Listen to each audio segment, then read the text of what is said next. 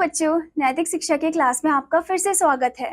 तो आज का आपका अध्याय है अध्याय नंबर 2, जो कि है हमारा व्यवहार, यानी कि हम किसी से कैसा व्यवहार करते, कैसा बिहेव करते, इसके बारे में हम पढ़ेंगे।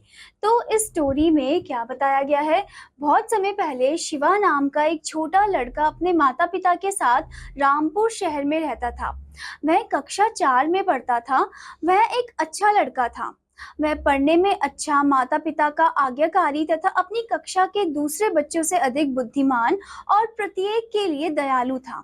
शिवा को छोटे बड़े सभी बहुत प्यार करते थे, लेकिन दूसरे बहुत से लड़के जो शिवा की कक्षा में उसके साथ पढ़ते थे, उनमें शिवा के प्रति ईर्ष्या पैदा हो गई।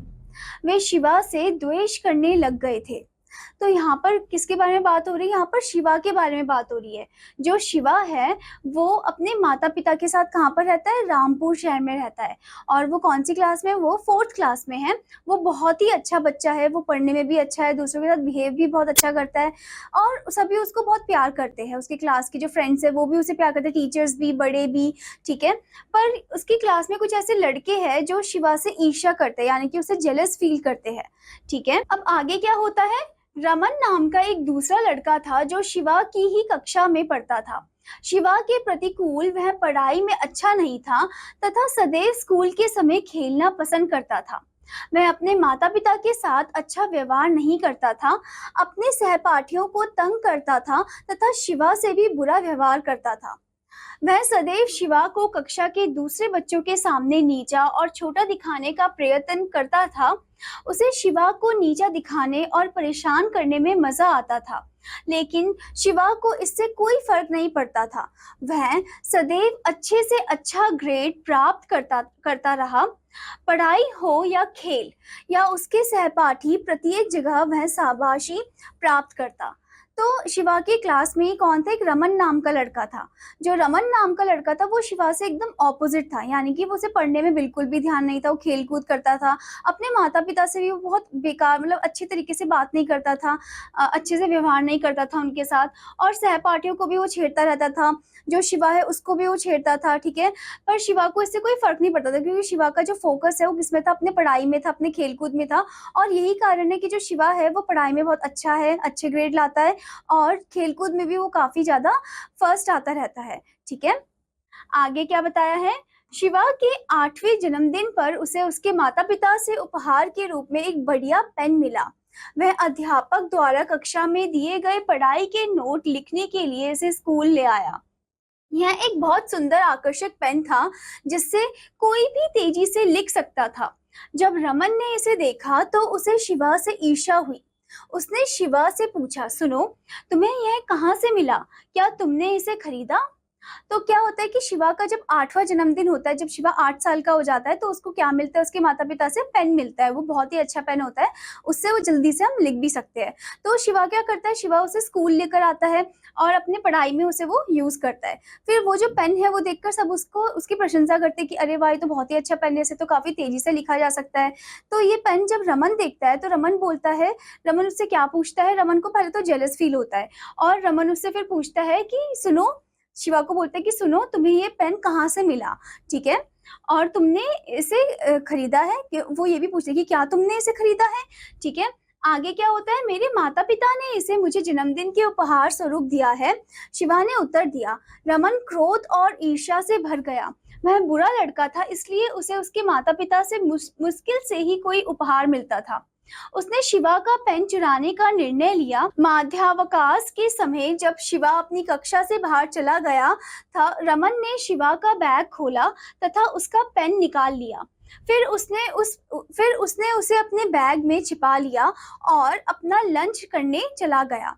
फिर क्या होता है कि शिवा बताता है कि मेरे माता पिता ने मुझे जन्मदिन में उपहार दिया है ये, ठीक है। तो रमन फिर सोचता है कि अरे, मुझे तो मुश्किल से ही अपने मम्मी पापा से कोई उपहार मिलता है, ठीक है, क्योंकि रमन तो बहुत ही बेकार था पढ़ने में, ठीक है, और उसका व्यवहार भी अच्छा नहीं था।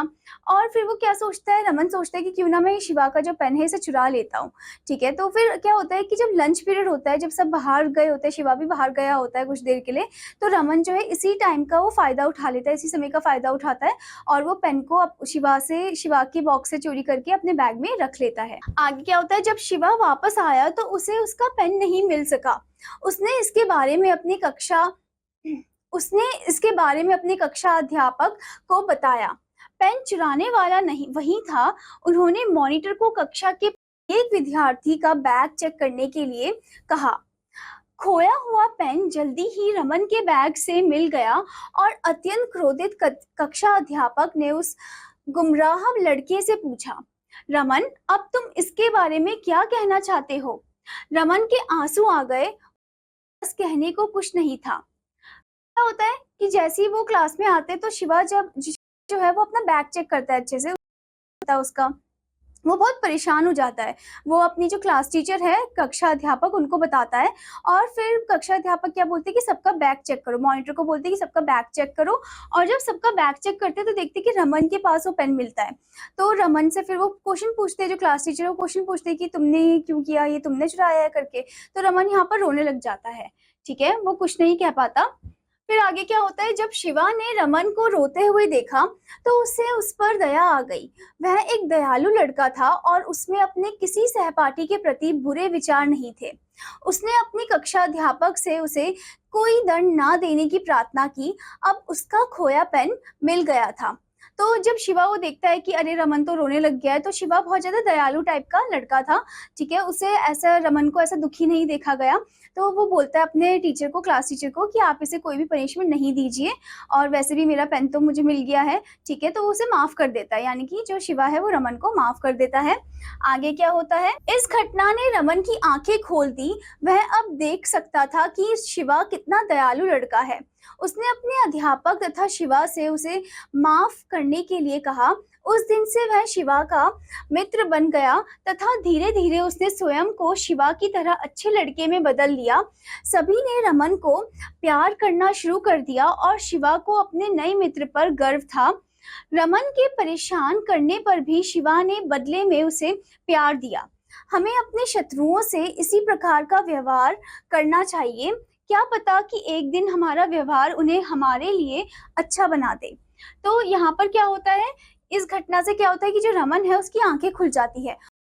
अरे ये शिवा तो सच में बहुत दयालु लड़का है। ठीक है, कि मतलब उसे कोई पनिशमेंट भी नहीं मिली उसकी वजह से, शिवा की वजह से, और शिवा ने उसे माफ भी कर दिया। फिर वो जाता है अपने टीचर और शिवा दोनों से माफी मांगता है और वो शिवा का एक फ्रेंड बन जाता है, अच्छा मित्र बन जाता है। और उस दिन से वो शिवा के साथ ही रहने लग जाता है। फिर वो अच्छी अच्छी आदतें सीखता है शिवा के साथ, यही संगति का असर हो जाता है।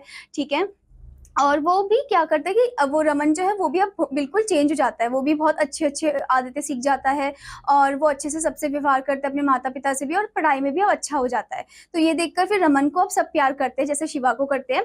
और शिवा को बहुत गर्व फील भी होता है, प्राउड फील भी होता है कि मेरा फ्रेंड जो है वो काफ़ी ज़्यादा अच्छा हो गया है।